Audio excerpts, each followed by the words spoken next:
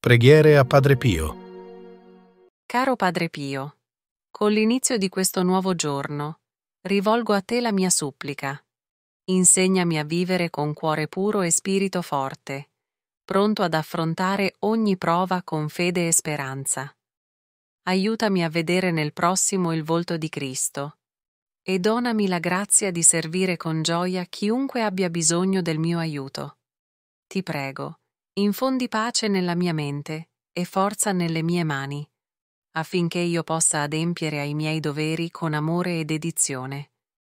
Guidami lungo i sentieri del giorno, custodendomi dal male e dalle tentazioni.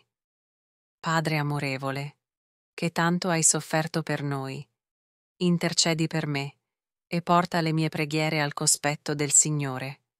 Sii il mio sostegno e il mio rifugio fino alla sera. Amen.